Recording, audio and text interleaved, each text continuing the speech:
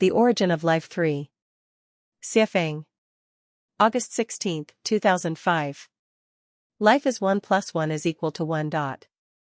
Life consists of two parts, a formless spiritual entity and a tangible object. The formless spiritual entity refers mainly to consciousness, thinking, spirit, inspiration, mind, and mindfulness, which are collectively called the soul. The tangible object refers mainly to the body to which the soul is attached, such as a person's flesh. A person is a life because he has consciousness, thinking, spirit, and some invisible and impalpable psychological activities, as well as a soul-attached body, such as the 5 sense organs and the 7 apertures in the human head, internal organs of body, trunk and limbs, skin and hair, nerve and blood, and so on.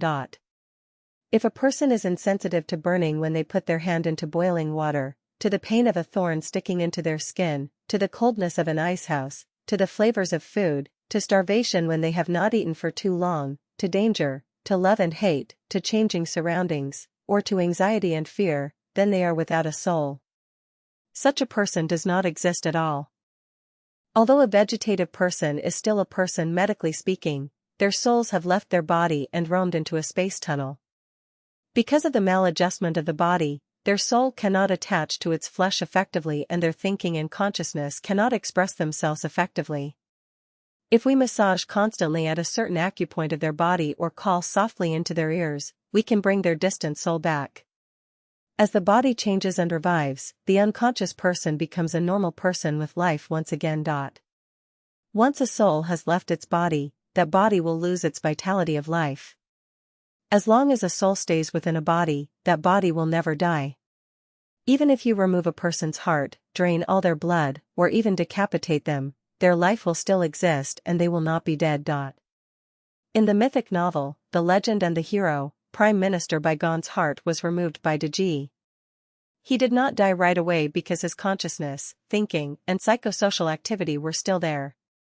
That is to say, his soul was still attached to his body so he could still walk and talk, but he breathed out his life immediately when he heard Deji, who disguised herself as a person selling vegetables, say, "Vegetables without hearts can live, but humans without hearts must die." Why? Because Deji's words sealed off his thinking and compelled his soul to leave his body. When the soul left the body, he was dead. An experiment was once conducted on a prisoner who was condemned to death. A guard explained, "You have been sentenced to be executed immediately. You are to bleed to death and we expect you to cooperate." They tied him onto a bed with his eyes covered and leaving one arm hanging over the side above an empty bucket beneath it. Then, they pretended to cut his wrist with the dull side of a knife, meanwhile dripping water into the bucket beside the bed. The sound of dripping kept pounding in the prisoner's ears. Over tens of minutes, the continuous dripping noise waned gradually, leaving only the ambient room noise in the air. Then the sound of the dripping disappeared completely. With the disappearance of the dripping sound, he was found to be dead. What made the prisoner die? His wrist was not cut and none of his blood had been shed. What caused this death was conventional thinking. I was sentenced to death, my blood all left me, no one can live without blood, ergo, I must be dead. As a result, death followed very soon. During China's SARS outbreak, the Sohu news agency reported this story. In order to find out the source of the SARS virus, government agents went to Guangdong to investigate some restaurants and attached a tracking device to one of the animal traders. One time, this animal trader bought lots of snakes from a market to sell to a restaurant. Because they were very familiar with each other and the animal trader had nothing to do after his transaction was finished, he decided to help the cook to cut the snakes.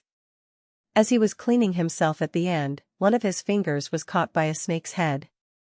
Although his life was not in danger after prompt medical attention, his finger that was bitten by the snake's head became disabled. We are not going to discuss the source of the SARS virus or the finger of the trader, but our concern is how the dead snake could take revenge and bite the finger of the trader after it had been dead for many hours. It could still take revenge after its body had stopped functioning because its consciousness and psychological activity still existed within its body, it had not died. This case proves that as long as a soul does not leave its body, even if its body is cut into pieces, its life will still be there. Buddhists consecrate tooth relic of the Buddha. People visiting ancestral graves like to burn incense, kowtow, which are regarded as performing conventional activities to express admiration and grief. Wise people understand that tooth relics of the Buddha are actually the whole body of the Buddha. As with a dressing room mirror that has broken into many pieces, you can still find your reflection in any of them. They burn incense and kowtow to their ancestors because they are afraid that their ancestors' souls might still be attached to their bodies and that if they stop respecting them, then they will feel guilty from bad consciences and will also be afraid of the spells that their ancestors might cast upon them, the ill retribution from them.